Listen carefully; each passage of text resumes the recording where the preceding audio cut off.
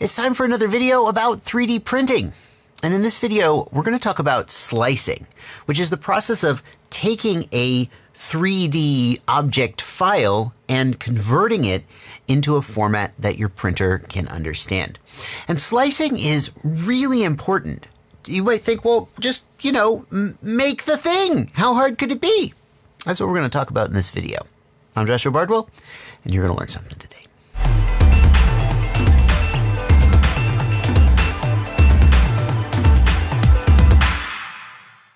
In order to demonstrate what slicing is, I am going to draw a square for you.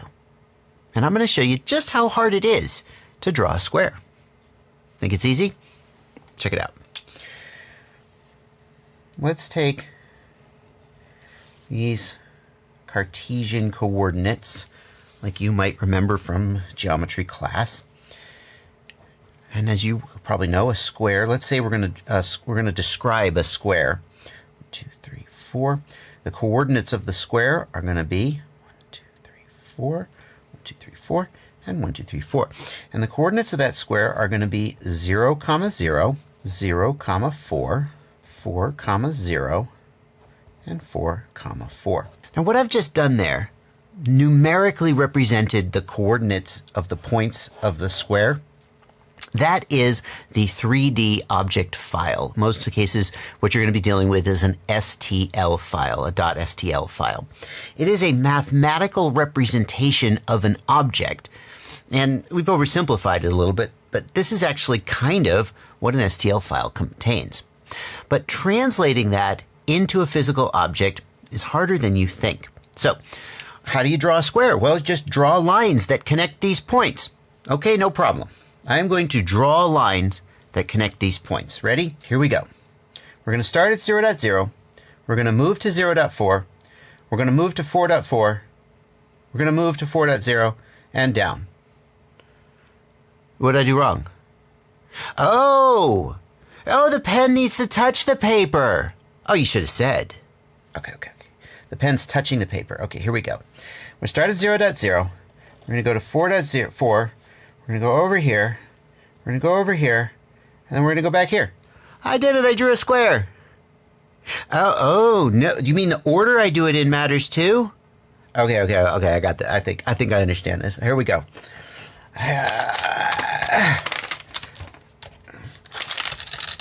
Okay, I'm doing it. I'm drawing a square. I'm drawing a square, everybody. Okay. I did it. I went in the right order. I touched the paper. I went all around and I made a square. Okay. So the point is, I really enjoyed thinking of that demonstration. I hope you guys enjoyed it too. My point is that when you take a concept like an object, like a square, and you translate that into physical movements in the real world, there's a lot of unspoken assumptions you need to account for, and that is what the slicing process does. It tells the 3D printer exactly how to move the print head, and exactly what temperature the print nozzle needs to be at, and exactly how fast and how much to extrude the filament, and a zillion other little things that make or break the success of your print. So in order to do 3D printing, first, we need to do slicing. And in order to do slicing, we need to have a solid object file, an STL file that describes the object that we want to create. Now, you can make your own STL file using solid modeling software like Fusion 360 or Google SketchUp 3D, or there are many others. But that is a whole discipline all itself. Well, the power of 3D printing is that you don't have to be able to create objects from scratch in order to work with and print those objects. So here's what we're going to do. We're going to go to this website, which is called Thingiverse. And if you are going to get into 3D printing, you're going to become very, very familiar with this website. People upload their 3D models to Thingiverse, and the power of it is that you can download these 3D models and work with them as much as you want. So let's just search Thingiverse for, let's just search for a Benchy, which is that little boat that I've been 3D printing. And in fact, there's a ton of different Benchies here that people have made, but I'm going to search for the original Purusha Benchy. Here it is, original Purusha Benchy boat. And I'm going to hit download all files, and we're going to download a zip file to my hard drive.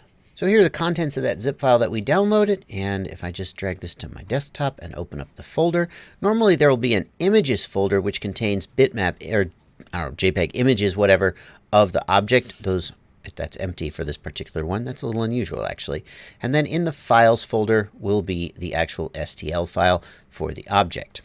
Now the slicer that I'm using is Ultimaker Cura, and in fact at this moment I'm using Cura 440. There are a lot of other slicers that you could choose to use. If you have a Purusha 3D printer, you almost certainly want to use Purusha Slicer, because the whole Purusha ecosystem is designed to work together and make your life as easy as possible from start to finish. So you're going to have a Purusha printer.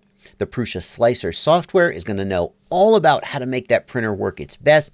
And if you're also using Purusha filament, the Purusha Slicer software is going to know what settings will work best with that filament. That's not to say that you couldn't use any slicer with any printer.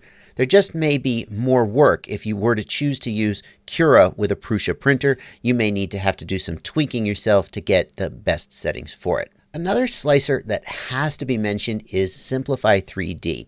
And this slicer stands out because whereas all the other ones I've mentioned so far are free, this one costs $149. And you might well ask, why would you pay nearly half the cost of your 3D printer itself for this software when there are completely free options that do the job really well? And that is a very freaking good question. I will say I've watched some tutorials of people using Simplify 3D, and it does have some really cool features. It has the ability to visualize what the print nozzle is going to be doing during the print in really clever ways that can help you with troubleshooting.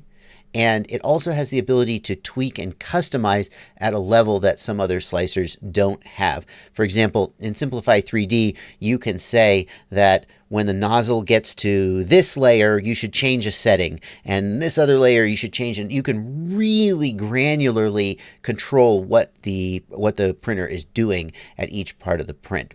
That being said, I think most people are probably going to be fine using one of the free ones, especially at the beginning when you're probably not going that deep anyway. And I have seen lots of tutorials from lots of pros in 3D printing who are using Purusha Slicer or Cura or a free option. There's no question that you can get done pretty much whatever you need to get done using one of the free options. But maybe the expensive option will appeal to you. I'm not here to make up your mind one way or the other there. Now, the first thing you're going to need to do in your slicer is add your printer. And the exact way that this is done is going to vary between different slicers. But in Cura, what we're going to do is we're going to go to Manage Printers. And you can see I've got two printers already in here, my Sovol SV01 and my Creality Ender 3. If I go to add a new printer, I have the option to add a networked printer. If there is a printer like that's accessible via IP, then it would be there. Now, none of my printers have like a Wi-Fi interface, so I'm going to say add a non-networked printer. And there are options here for many common printers. And for example, the Sovol SV01 isn't in this list, but in the Sovol manual, they tell you that you can add it as a Creality CR10, and then we could name it something different. I'll just leave this name. And then they give you a couple settings that you need to change, for example, the bed size, and then everything is fine from there. So I've got the printer added to the slicer, and now I'm ready to start printing. Almost. The next thing I'm going to do is I'm going to import the STL file. So I'm going to hit the File Open icon, and I'm going to load in my STL. And the 3D model will appear right there in the center of my print bed. I'm using the mouse wheel to zoom in, right click, tilts and rotates, center mouse drags and pans, and left click selects the object. So you can easily move around and look at the object. Now, normally when an object comes in, it will be correctly positioned and it will be flat against the bottom of the print bed. That's one of the most important things. But sometimes that won't happen, and for whatever reason, the object will be sort of floating up in space. Here's how you can check on that. If I right click and rotate around, you can see that the bottom of the object is red. And if I left click and drag the object up, you can see that it is go back here. it is no longer red. And it's no longer against, so that would be a big problem. Because the printer is going to do whatever the slicer tells it to do. And if the slicer tells it to start trying to print an object in the middle of empty space, it'll do that. And of course that won't go well. You'll just end up with a blob of filament, spaghetti mess. So you need it to be on the print bed. So let's drag this guy back, and how do we get it? Oh, isn't that nice? It's automatically placed it against the bed. That's very convenient. Yeah, we can see over here on the coordinates that the z-axis is 0. If we want to, we can set the x and the y to 0 as well, and that'll recenter it on the bed. As long as we're over here on the left, you can see there's a couple little things we can do to manipulate the model here in the slicer. For example, I'm currently got the move tool active, which lets me drag it around. We can also scale it up or down by a certain percent, which lets me just make it bigger or smaller if I so desire. This is Control Z and undo. I can rotate if for some reason I want it facing a different direction on the bed. I can mirror it in a given direction. And that is all I want to talk about right this minute.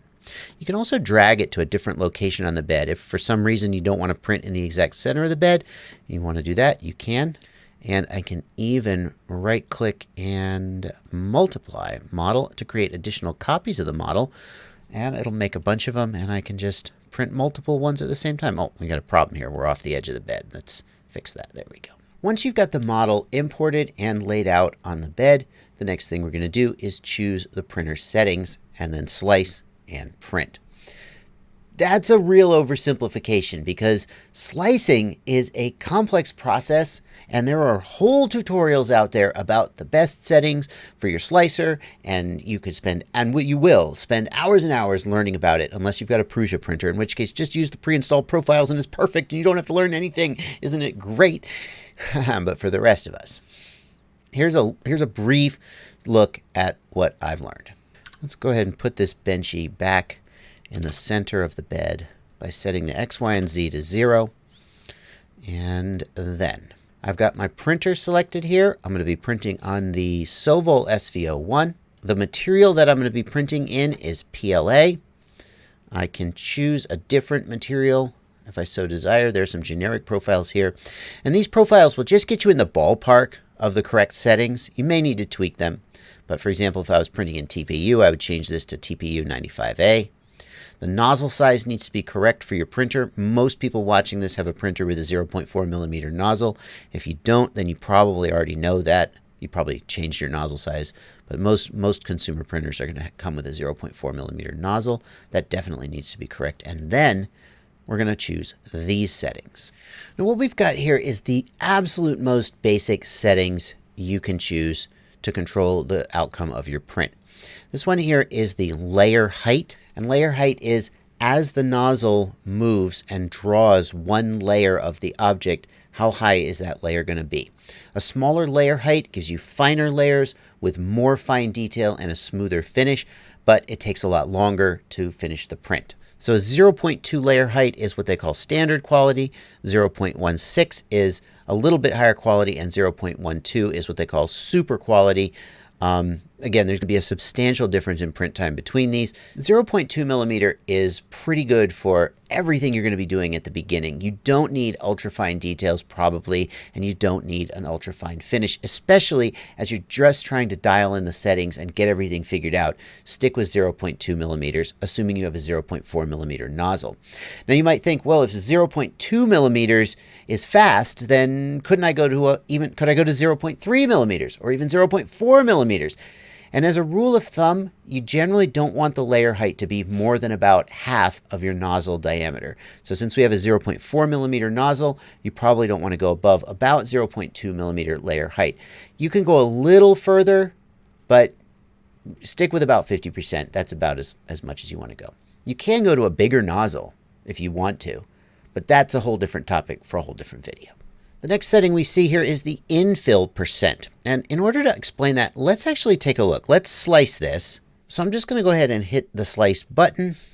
It'll slice the file, and then I can hit preview. I can also just go to the preview tab here, and I can actually look at the exact movements that the nozzle is going to make as it prints the object. And here's what I want to show you.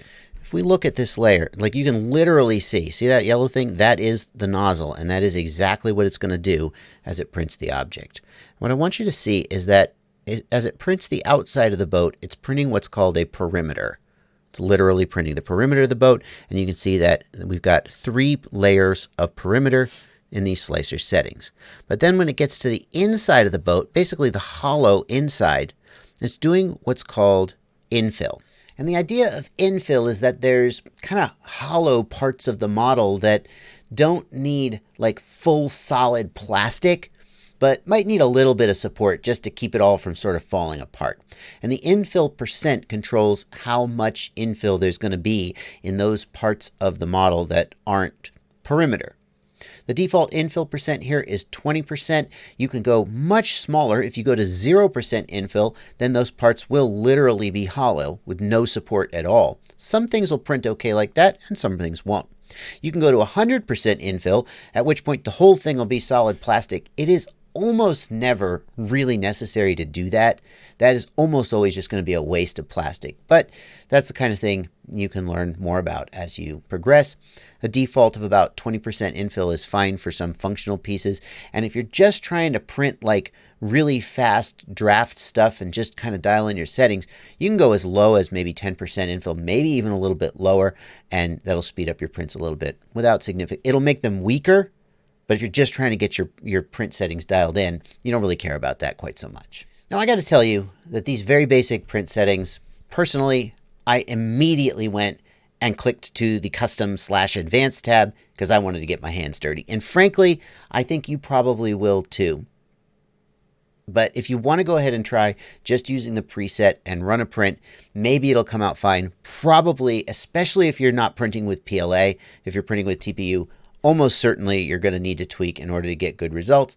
And let's take a little bit of a closer look at that. So I'm going to go over here and I'm going to click the custom button, and that is going to open up this menu and show me a whole lot more things. What's it going to show me? Well, I can actually control that by going to Settings, Configure Setting Visibility. And I can choose to see just the basic settings, the advanced settings, or the expert settings, or I can just turn on and off specific settings that I want to see. And what I suggest you do here is start with the basic settings.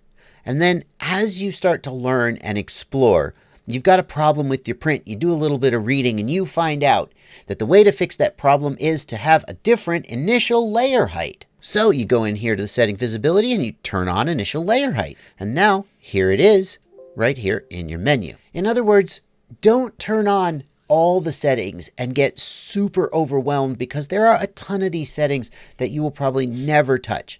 Just turn on the settings that you need to tweak as you need to tweak them, and then you'll have just the information you need and not too much. Now, frankly, there's a lot more settings that we could look at, and we could make this video hours long, but this is not like a deep slicing tutorial.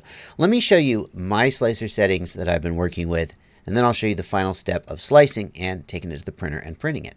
And this is the profile that has been working okay for me on my Sovol SVO1 with Sane Smart TPU. Now I'll go ahead and put a link to an export of this profile down in the video description if you want to look at it. There's a lot of settings here that we could dive into, and to be honest with you, I don't even remember which of these I tweaked and which ones were the default. And you can see up here, I've got a different profile for each printer and for each material that I'm working with. And I'm doing that because you can have printer-specific settings in Cura, but the settings are so tailored to the material and the printer that, at least to my mind, it makes more sense to just have a single profile for the combination of the two. Maybe that's not the right way to do it. Maybe different slicers have better ways of handling that interaction, but that's at least how I'm doing it for now. So the final step then. The final step is we hit slice. That generates a file called a G-code file, and that G-code file contains the instructions for how to print the object. You can print that to a network connected printer if you have one. If you have one plugged into direct USB, you can print to that. But in my case, I don't have any of the above. I'm just going to save it to an SD card. I'm going to insert the SD card in my printer, and then using the knob and menu on the printer, I'm going to print it. When you go to print, Always a good idea to watch the very first layer. Definitely watch the first layer. Make sure that your bed seems level. Make sure that everything seems to be going well. It's adhering correctly. If anything goes wrong, stop it there. After you've seen the first couple layers go through, just cross your fingers and check back in on it and see if it's come off the bed or anything. That's going to do it for this video. There is so much to be said about 3D printing that every time I sit down to make one of these videos, on some level, I'm like, well, someone else has said it better. But I know a lot of you guys are following along and you want to sort of follow along in my journey. And that's why I wanted to share with you. This is where I'm at in sort of my understanding of what a slicer is, what a slicer does. And I got to tell you guys, this is so freaking cool. Like, as I watch more and more tutorials, you can have slicers that when you get to a horizontal surface, they make the levels thinner so you get more detail where you need it, not where you don't. You can change the temperature, the speed. It's so cool to think about the way that the nozzle moves and how that produces the final print. And the more you learn, the deeper you get into it, the kind of more fun it becomes. Once upon a time, somebody said, do you want to be a user of a 3D printer or do you want to be a 3D printing technician? And I guess that statement tells you which of those two I want to be. Hope you feel the same. I'm really glad you're following along with me. If you have any useful advice, any input, what's the best slicer? Am I using the wrong one? That's a loaded question because for every slicer, there's somebody out there who says, that's the worst. You should use this one. And then somebody else says that's the worst. But let me know what you think. Is Cura? What do you think of Cura? Purusha? I tried Purusha. Because surely it's better, right? But every time I tried Purusha, the print didn't stick to the bed. I couldn't figure out why. And then I just went back to Cura and was like, well, I guess I'm getting good results. And that's the bottom line. If you're getting good results, then you're doing it right. I'm Joshua Bardwell. Damn it, that's not my outro. You're getting good results. You're doing it right. Thank you so much for watching. Happy flying, everyone.